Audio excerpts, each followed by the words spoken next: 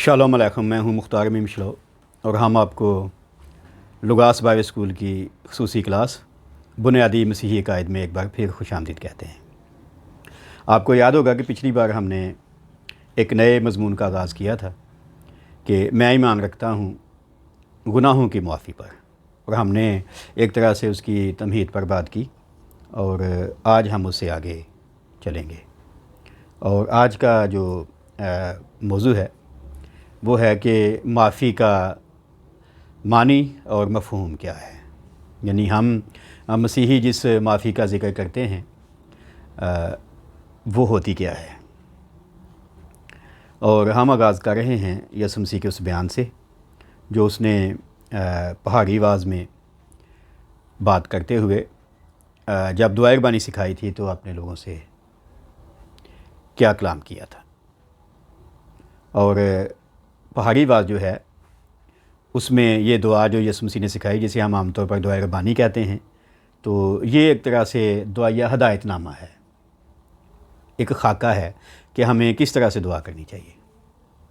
ٹھیک ہے جی، تو اس میں یسوع مسیح نے سکھایا کہ جب تم دعا کرو تو کہو اے ہمارے باپ۔ پھر اس نے کہا کہ جس طرح ہم نے اپنے قرض داروں کو معاف کیا ہے تو بھی ہمارے قرض ہمیں معاف کر۔ عام طور پر جب ہم شخصی طور پر یا کہیں عبادت میں یہ جملہ دہراتے ہیں تو ہم یہ کہتے ہیں کہ جس طرح ہم اپنے قرض داروں کو معاف کرتے ہیں، لیکن کرتے ہیں نہیں ہے، لکھا ہے کیا ہے۔ ٹھیک ہے، یعنی اگر کیا ہے معاف کسی کو تو پھر ہم خدا سے بھی کہہ سکتے ہیں کہ تو بھی معاف کر دے۔ تو یہاں سے ہم بات کا آغاز کریں گے معافی کے مفہوم یا معنی کے سلسلے میں۔ تو اس کا مطلب یہ ہوا کہ یسوع نے جب معافی کی بات کی اپنی تعلیم میں، منادی میں، پہاڑی آواز میں، دعائے ربانی سکھاتے وقت، تو اس نے بتایا کہ گناہ ایک قرض ہے، اور جب ہم گناہ کرتے ہیں تو ایک طرح سے ہم خدا کے قرض دار بن جاتے ہیں۔ ٹھیک ہے، اور قرض دنیاوی طور پر آپ جانتے ہیں کہ اگر ہم کسی سے پیسے لیتے ہیں تو جب تک یا تو ہمیں معاف کر دے یا ہم ادائیگی کر دیں تبھی بات بنتی ہے، اور اگر ایسا نہیں ہوتا کوئی بھی تو پھر آپ کہہ سکتے ہیں کہ پھر معاملہ خراب ہی ہے جی۔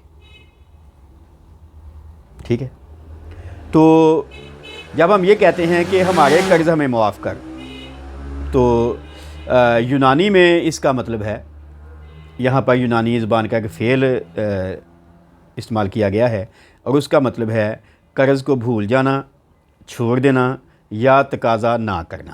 یعنی جب ہم کہتے ہیں قرض معاف کر تو اس کا مطلب ہے قرض کو بھول جانا، چھوڑ دینا یا تقاضا نہ کرنا۔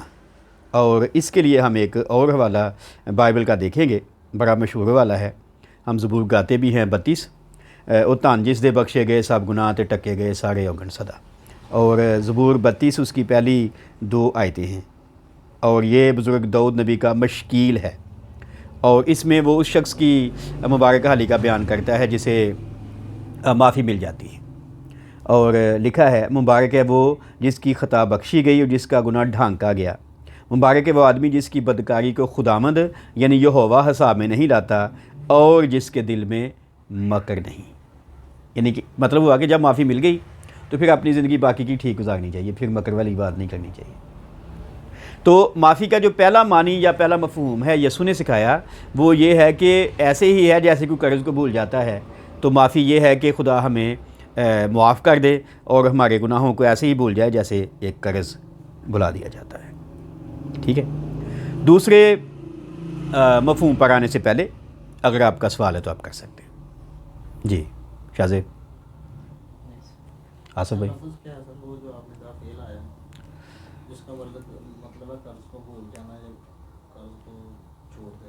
ہاں فی الحال آپ یہی دیکھیں، ہم بعد میں اس پہ بات کرتے ہیں۔ ٹھیک ہے، لفظ اگلے ہی سے میں آ رہا ہے جو سوال آپ نے کیا نا، تو اس لیے میں نے یہاں نہیں بیان کیا، آگے میں لفظ بھی بیان کرتا ہوں اور اس کی وضاحت بھی کرتا ہوں۔ ٹھیک ہے، دوسرا جو اس کا مفہوم ہے وہ ہے بخش دینا اور یاد نہ کرنا۔ ٹھیک ہے، اور یرمیہ نبی کی معرفت جو کچھ میسج دیا گیا لوگوں کو، اس میں خدا نے یہ بات کی۔ یرمیہ کا صحیفہ اس کا 31واں باب اور اس کی 34ویں آیت. ٹھیک ہے. اور یاد نہ کرنے کے لیے جو عبرانی فعل استعمال کیا گیا ہے وہ ہے لا اذکر.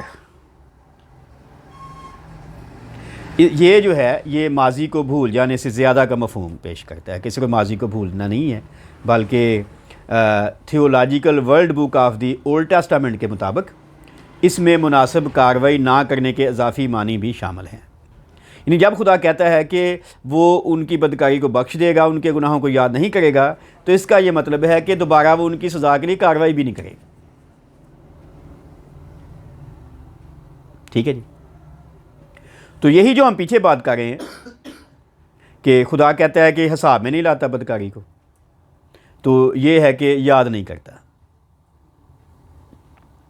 اور دوسری جانب ہوسیہ نبی ایک اور بیان دیتا ہے ان سرکش اسرائیلیوں کے بارے میں کہ خدا ان کی بدکاری کو یاد کرے گا. ہوسیہ کا صحیفہ اس کا 9واں باب اس کی 9ویں آیت لکھا ہے، انہوں نے اپنے آپ کو نہایت خراب کیا جیسا جبا کے ایام میں ہوا تھا. وہ ان کی بد کرداری کو یاد کرے گا اور ان کے گناہوں کی سزا دے گا. یہ پیرالل ایک دونوں حوالے میں نے آپ کے سامنے رکھے. ٹھیک ہے. سو جب وہ بدکاری کو یاد کرتا ہے تو سزا دیتا ہے، پر جب وہ کہتا ہے بدکاری کو یاد نہیں کروں گا تو سزا نہیں دے گا. پھر واضح جی، یعنی عدالت نہیں کرے گا ان کی. تو دو الفاظ یا دو معنی اور مفہوم ہم نے ابھی دیکھنے کی کوشش کی کہ مسیحی جو معافی کا تصور ہے، عقیدہ ہے، وہ کیا ہے. ٹھیک ہے جی. یا بائبل کا جو عقیدہ ہے معافی کے بارے میں کیا ہے. جب میں کہتا ہوں میں ایمان رکھتا ہوں گناہوں کی معافی پر، تو کیسی معافی ہے جس پر میں ایمان رکھتا ہوں؟ سوال پلیز. جی. تیسرا جو مفہوم ہے وہ ہے کہ معافی ایسی ہے کہ خدا ان کے گناہوں کو اٹھا کر کہیں اور لے جاتا ہے. ٹھیک ہے. بنی اسرائیل کو یوم کفارہ پر ہر سال یاد لایا جاتا تھا کہ خدا اپنی قوم کے تمام گناہ اٹھا لے جاتا ہے. اس روز سردار کہن اپنے ہاتھ ایک بکرے کے سر پر رکھ کر قوم کے گناہوں کا اعتراف کرتا اور بکرے کو دور بیابان میں بھیج دیتا تھا. اس مذہبی تقریب میں قوم کے گناہوں کو ان سے دور کر دینے کا مفہوم پنہاں تھا. حوالہ ہے احبار کی کتاب اس کا 16واں باب اس کی 20ویں سے 22ویں آیت. اگر آپ اسرائیلی تاریخ کو جانتے ہیں تو آپ کو پتہ ہوگا کہ ایک بکرے کو ذبح کر دیا جاتا تھا اور ایک بکرے پر ہاتھ رکھ کر اپنے گناہ اس پہ منتقل کر کے اسے چھوڑ دیا جاتا تھا. ہمارے ہاں تو کئی بار آپ نے دیکھا ہوگا کہ لوگ جس بکرے پر ہاتھ رکھتے ہیں اس کو کھا لیتے ہیں بعد میں، لیکن جس بکرے پر ہاتھ رکھے جاتے تھے اس کو کھایا نہیں جاتا تھا.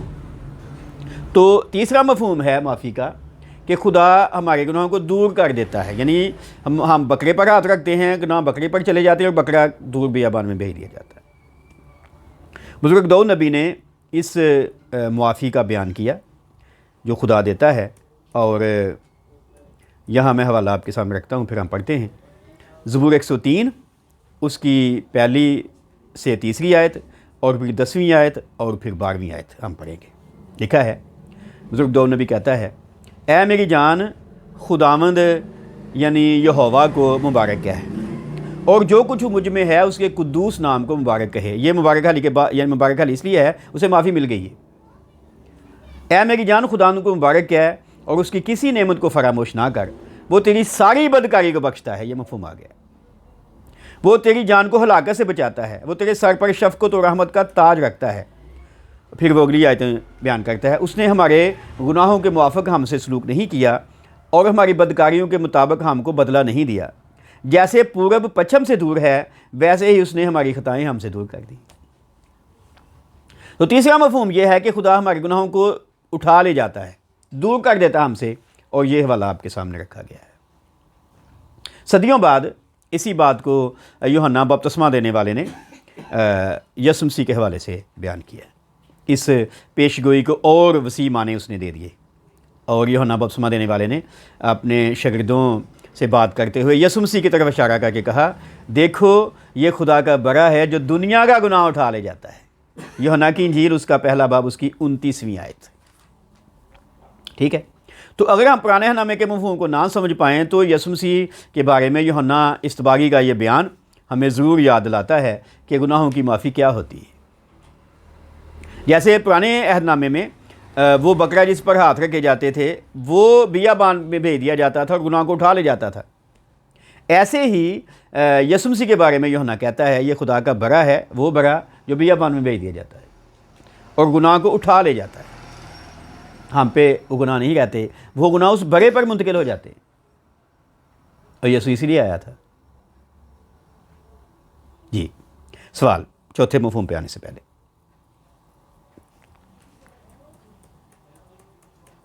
نہیں جی. چوتھا مفہوم ہے گناہ مٹا دیے جاتے ہیں.